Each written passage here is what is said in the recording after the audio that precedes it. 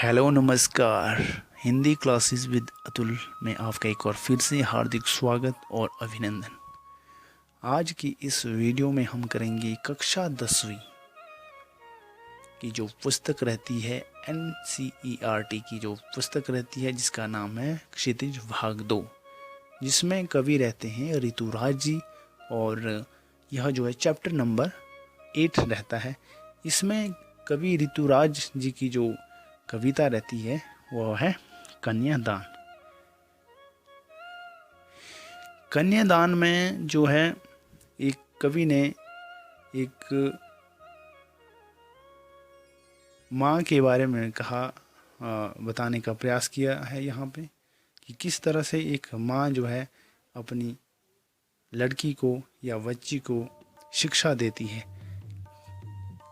कि वह जो है शादी के समय कन्यादान के स्वरूप में कि किस तरह तुमने जो है अपना गृहस्थ जीवन जो है संभालना है, किस तरह तुमने जो है नए जीवन में प्रवेश करना है शादी के बाद, और क्या क्या तुम्हारे सामने जो है परिस्थितियां होगी आगे, किस तरह से तुमने जो है उनसे जो है निपटना तुम्हें जो आना चाहिए। यह जो है परिस्थितियाँ यहाँ पे इस कविता के माध्यम से जो है आपको हम व्याख्या स्वरूप बताएंगे। तो चलिए शुरू करते हैं वीडियो को। Let's begin.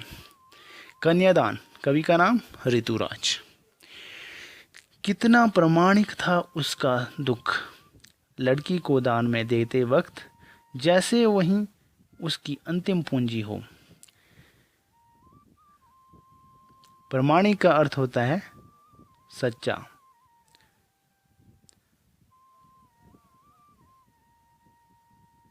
अंतिम पूंजी का अर्थ होता है यानी कि जो है धन संपदा जो रहती है अंतिम लास्ट की। तो इसमें कवि कहता है कि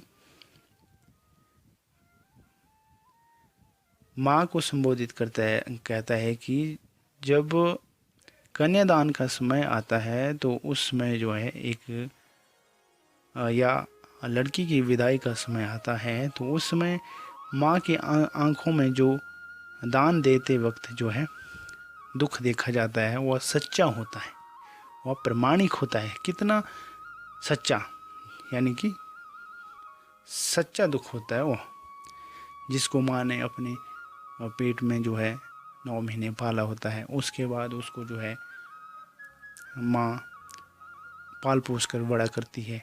और जब शादी का समय आता है तो उस समय जो है एक माँ की क्या रहती है, अंतिम पूंजी रहती है।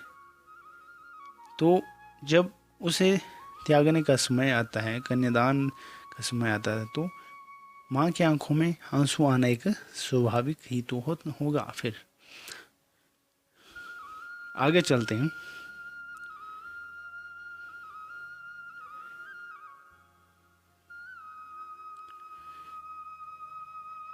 लड़की अभी सियानी नहीं थी, अभी इतनी भोली सरल थी कि उससे सुख का आभास तो होता था लेकिन दुख बांटना नहीं आता था।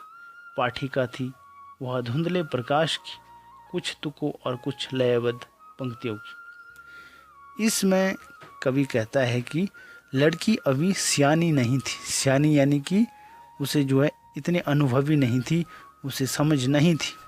अभी इतनी भोली सरल थी, अभी तो वह जो है लड़की जो है भोली थी, सरल स्वभाव की थी, जो कि सीधी थी, सीधे सरल स्वभाव की भोली, ये सब जो है एक ही बात हुई। कि उसे सुख का आभास तो होता था, यानी उसे सुख का जो है महसूस तो होता था लेकिन दुख का अनुभव उसे नहीं था। वांछना का अर्थ होता है अनुभव, जो है उसे नहीं आता था, दुख वांछना नहीं आता था उसे। वाटिका थी वह धुंधले प्रकाश की। धुंधले प्रकाश का अर्थ होता है जो कि कम दिखाई देता हो, जिसमें कि प्रकाश में, तो पाठिका थी वह धुंधले प्रकाश की, कुछ तुकों और कुछ लयबद्ध पंक्तियों की। कुछ उसमें तुक थे और कुछ जो है लयबद्ध जो कविता में रहते हैं पंक्तियों की जो रहती। तो इस पिक्चर में आप देख सकते हैं कि किस तरह से आपके मन में क्या भाव जागता है कि देखने से ऐसा लगता है कि एक माँ जो है क्या कर रही है, अपनी बच्ची को हाथों को उसने पकड़ा हुआ है और समझा रही है बड़े प्यार से कि तुमने जो किस तरह से जो है शादी के पश्चात जो है तुम्हारा जो एक नव जीवन शुरू होने जा रहा है और तुम्हारे सामने जो एक नई जिंदगी जो है और तुम्हें कैसी कैसी जीनी है यह ज़िंदगी और क्या क्या चीज़ें ध्यान में रखनी होगी, इनके बारे में यह यहाँ पे बताने का प्रयास कर रही है। आगे चलते हैं। माँ ने कहा, पानी में झांक कर अपने चेहरे मत रीझना, आग रोटियां सेकने के लिए है, जलने के लिए नहीं। वस्त्र और आभूषण शाब्दिक भ्रमों की तरह बंधन है स्त्री जीवन के। इसमें जो है कवि कहता है कि एक माँ ने कहा, अपनी बेटी से कहा उसने कि पानी में झांक कर अपने चेहरे मत रीझना, यानी कि अपने जो चेहरे पर ही तुम आसक्त मत होना और उसी की सुंदरता के ऊपर ही तुम जो है ध्यान मत देना। रीझना कि अपने आप से इतना प्रेम मत करना कि तुम उसी में ही डूब जाओ, अपनी सुंदरता के ऊपर इतना मत निहारना कि तुम जो है उसी में ही डूब जाओ। आग रोटियां सेकने के लिए है, जलने के लिए नहीं। यानी आग का काम है रोटियां सेकना और आग जो है जलने के लिए नहीं। यानी कि जो घरेलू हिंसा जो की जाती है कई घरों में, तो उस तरह से जलने के लिए नहीं, तुमने जलना नहीं है, सेकने का काम करना है सिर्फ रोटियों को, इससे बढ़कर आग का कोई काम नहीं होना चाहिए। तो यहाँ पे एक माँ अपनी बच्ची को समझाने का प्रयास करती।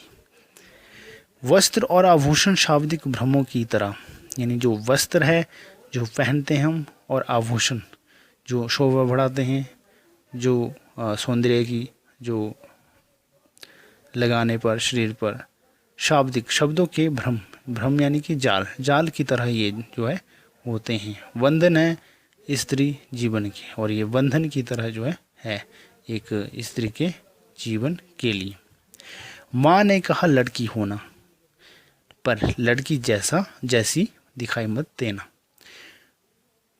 माँ के कहने का भाव यह है कि लड़की जैसा होना, कोमल होना और ईमानदार होना, साथ ही अपने पति के साथ जो है सच्चा रहना, आदर्श जीवन जीने वाली होना, इस तरह के गुण जो है होने चाहिए एक लड़की में और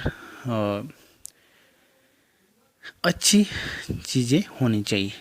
पर लड़की जैसा मत दिखाई देना, कहने का अर्थ यहाँ पे यह है लड़की जैसे दिखाई ना देना कि इतना भी जो शरीफ मत बनना कि तुम्हें कोई दबा सके या तुम्हारा कोई शोषण कर सके। तुम्हें जो है ऐसा बनना चाहिए कि तुम जो है ठीक को ठीक कहो और गलत को गलत, यानी ये चीज़ जो है होनी चाहिए। यह सब जो है बातें जो है एक माँ अपनी लड़की को जो है बताती है। तो बस यहीं तक थी आज की यह कविता कन्यादान। कवि का नाम है ऋतुराज और कविता थी एक माँ के ऊपर जो कि शादी के समय जो अपनी लड़की की जो करती है उसमें क्या क्या वह अपने लड़की को समझाने का प्रयास करती है कि कौन सी शिक्षा देती है। इस तरह की चीज़ें यहाँ आपको जो है ये बातें जो है देखने को मिलेगी या सुनने को मिली।